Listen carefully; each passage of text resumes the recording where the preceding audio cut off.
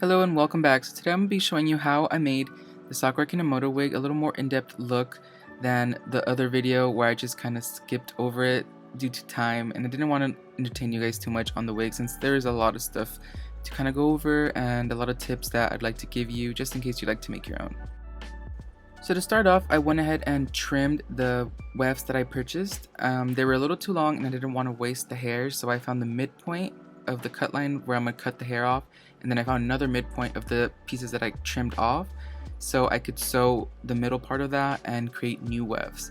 So for the marking I made on the manila folder, all I did was mark down the middle and do two other marks on the side, which ended up being kind of irrelevant since I didn't use them that much. I ended up sewing down the middle of these wefts once I trimmed them, and I sewed 1/4 of an inch on each side of that middle stitching that I made.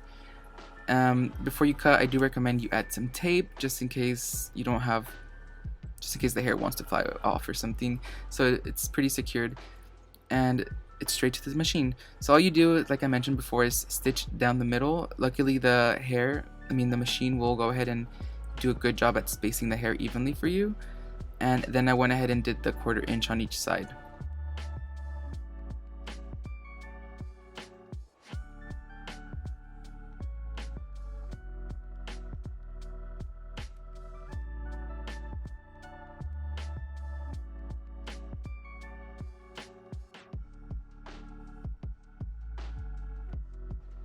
So once I did that, I went ahead and folded the manila folder. That way it makes it easier for the hair to stay on one side, and I kind of ironed it a bit. That way it just sets in place and it's easier to overlock, which is the next step. And for the iron, I do recommend you use your lowest setting and kind of test it out on other pieces of hair just to make sure you don't burn your complete weft and ruin it. So at this point, I was kind of worried the manila folder would kind of stiffen up the hair wefts and make it hard to sew through, so I was kind of like freaking out about it and trying to see if I could remove it, but in removing it I was also like disrupting and kind of warping the stitches, and I was losing a lot of hair, so I was like a little worried about that. But luckily I just ironed it and ran it through the serger, and everything ended up being pretty good.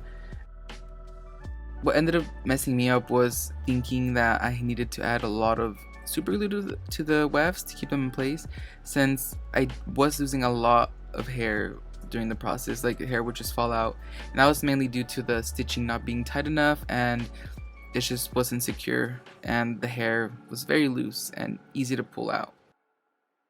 So in theory it should have worked, but I ended up adding way too much and it just clumped up the entire hairs as one big plastic clump that couldn't be like pierced by the needle. So I mean, if you want to do this, I recommend it. It did help hold all the hair in place, and I stopped being able to pull out hair.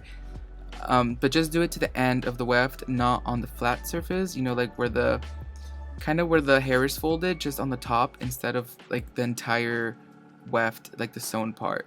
Just do the edge and it should do like what I was hoping it would, and you'll be safe. Not unlike me, where I had to like trim like almost half of the weft, including the sewn part and everything, and as you can see right there, it's just like one big clump of like plastic. But ended up working out. I thought about sewing around it and just like holding it in place with the stitch, but then I kind of thought about serging it again, and luckily my serger was able to sew it, and I serged it and it made it super easier to attach them to the hair weft, to the wig cap. And all I had to do was just kind of use the new serging as the holder per se. Like I used the loops of the serging to kind of hold the hair weft in place, since it was so hard to pierce the hair weft and it just kind of wouldn't have worked out. And if I would have kind of gone under into the hairs and then just to like kind of hold it in place like that, it would have divided the hairs and made it look very weird in my opinion. So I kind of like this solution. If you want to add the super glue, I do recommend it. It does prevent hair loss, but just be very careful with it. So at this point, I'm just going to go ahead and finish off the wig, well, the sewing aspect, where I just attach all the wefts all around the hair cap and then just finish it off before I continue and explain the styling process.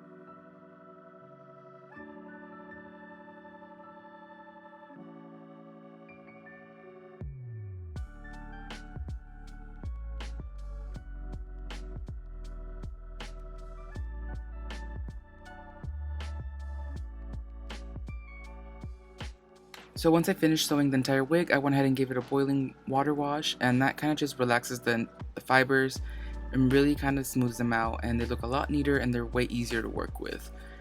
And after that, I jumped straight into dividing the bangs. And to kind of break it down, Sakura has about 2 different types of bangs and then a bob that kind of smooths down, tapers down to the front, and it's a little longer. So the first set of bangs are the front ones, the block cut ones that I already clipped together, and the ones I'm combing right now in the video, holding with my hands and then clipping. And then the next set of bangs are the ones that are going to hug around her face, and then the longer parts are the ones that are kind of blended into the little bob she has, and it extends longer at the front. And that's basically the little breakdown of her haircut. So at this point, this is the newest tool I started using for wig making. It's a razor brush. It's very helpful, but for some reason I thought I was gonna be able to do the entire wig with just the razor comb, and it was highly unrealistic and it was taking forever, so I got frustrated and shifted to the back. And at this point you can see some of those hairs just kind of flying, and that's because I wasn't as informed on how to use the razor brush. I was kind of just sliding it up and down, and what you have to do is create tension. That way the tension keeps the hair in place, and the razor is able to kind of slice the hair and cut it.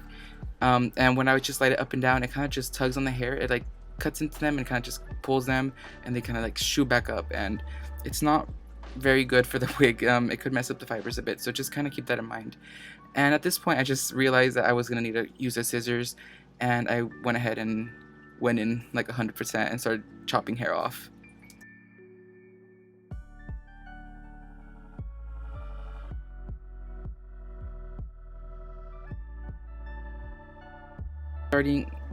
So now that I'm starting to really get the length that I'm going for, I'm gonna go ahead and divide the little parts at the front that extend a little longer and just set those aside. So once I get the bob at the back nicer, I'm gonna go ahead and start blending those up, and that way it's a nice gradual transition and it's not like choppy or like that way it's even. It's more likely to be even, and I recommend you work on the back and kind of just do the same things you do to each side, and just kind of keep track of how much hair you're setting aside, because on the left I believe there's a little, I set aside less hair, and it's also part of the wig structure where I kind of just like looped around instead of doing different like circles going my way up. I kind of looped around like a swirl, and it kind of adds more hair on some parts, and that's something I just didn't think about when I was doing this type of haircut when sewing the wig.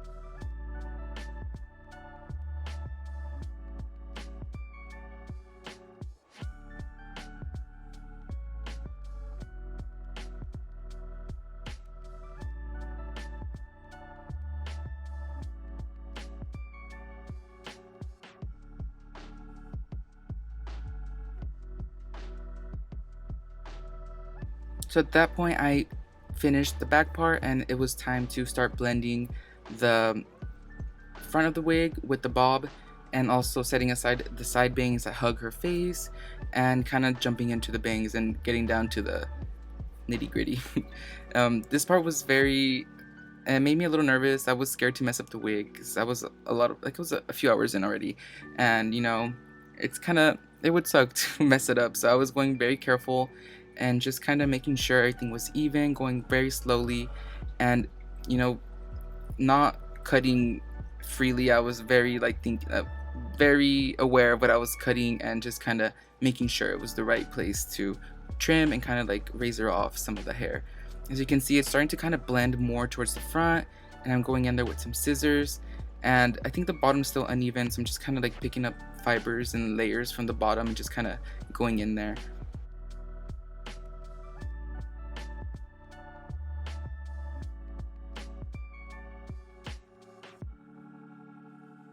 At this point, I'm still getting a lot of those little bunches of hair, and it's just because the wig was a little loose, so when I would pull a little too hard, it would kind of just pull the wig off, like tilt the wig, move it, and it would kind of just wouldn't let me cut it well, so I kind of had to like move the head or hold it very kind of just do a little bit at a time. That way the cuts are I can hold the hair and it'll be able to be cut. If I'm holding too much hair and I'm pulling on it, the wig shifts completely. So that's another little thing to keep in mind.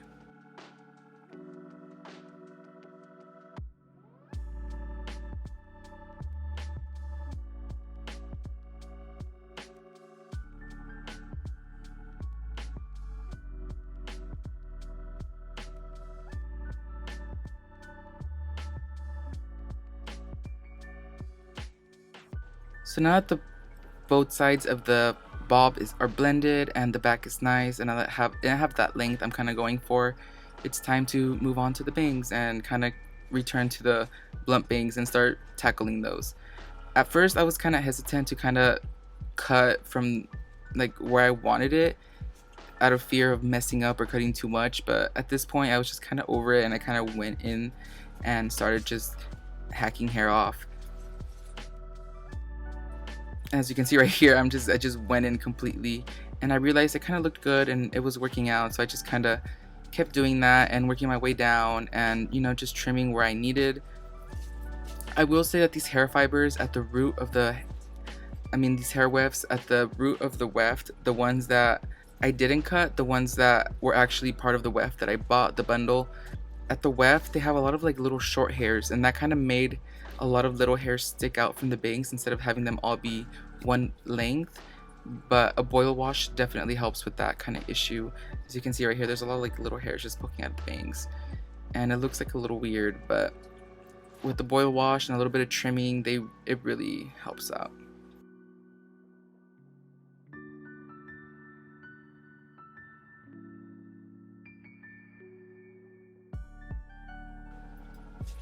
I'm just gonna let you guys know ahead of time that this was before I got my little hair straightener for my wigs, so I was just using the lowest setting. It was risky, I will say. I don't recommend you do that because you could totally burn off the hair weft and mess up and frizz up the hair. So just be careful, and if you do want to try it, just go ahead and try it out with like a little piece of hair you cut out and just make sure it works. And right here, when I clip them, you can see all those little hairs sticking out, and that's part of like the shorter hairs in the wefts that are just kind of at the roots, and I think it's just to add fullness at the root of the hair so the wigs don't look flat or too thin, but at the same time they kind of don't always help out per se. So at that point I kind of realized that the bangs weren't going to get any shorter, and I needed some length to kind of like curl them and give them that shape, so I jumped straight into the little side bangs that hug her face, and these were the quickest ones, honestly. I just went in there and cut them, and I was freestyling a little bit and just went in for it. And honestly, I ended up really liking how it turned out. It's not like super even, but it looks like I don't know, I just feel like it really captures the essence of the hair Sakura wears in the anime. And if you don't see it now, trust me, just hold on. Once I get to style it, you may be able to see it a little better. And here it is. I just ended up trimming a little bit of the longer pieces of hair down the line as I'm styling. Like I said, one side had a little more, but as I worked with it, I ended up just kind of improvising and chopping away where I needed. And this is how the wig looks after its first boil wash, after being cut. And you can see it relaxes those fibers once again, and it makes everything look a little more cohesive. And it's time to bring in the mini hair straightener. Right here, I know it looks very weird, it looks like it's not working, and that's because I was scared to use a higher temperature, so I was kind of working very slowly. And as you can see, it only kind of heats it up where I let it rest a bit, and I was just kind of moving it kind of fast, so it wasn't doing too much. It was only bending it a bit, but not like a nice little curl or like a little, you know, like at the front bangs, a little curl. So I ended up waiting a little bit and making the heat a little higher, and that made it work. And right here I'm just working on the side bangs that kind of hug her face, and then the long ones. This part is honestly my favorite part out of the entire process. It's so soothing to style a wig with the hair straightener and just seeing the hair just come to life and become what you were hoping it would be.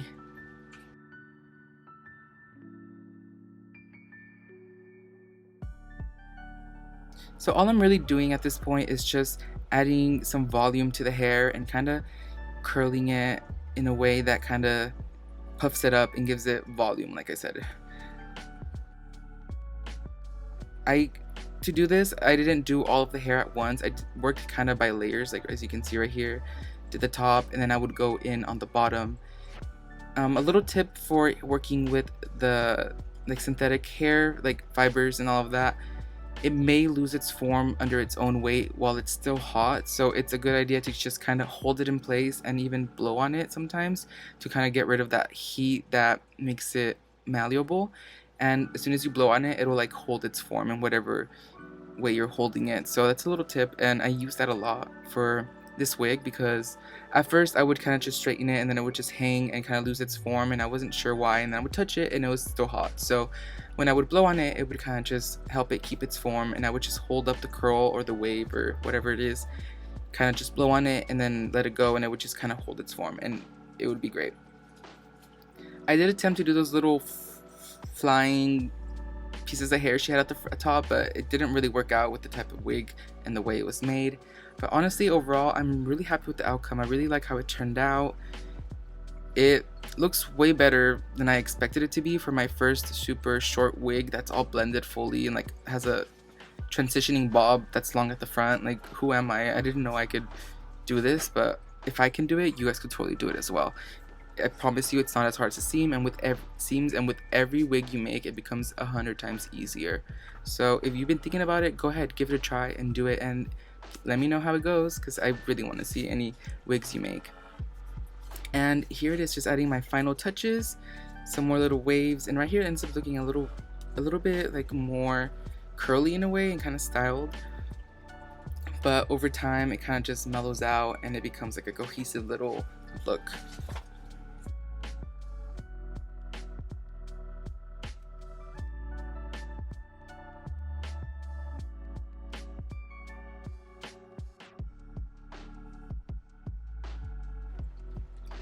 So this is how the wig looks about a day or so after letting it settle and mellow out after styling it with the heat.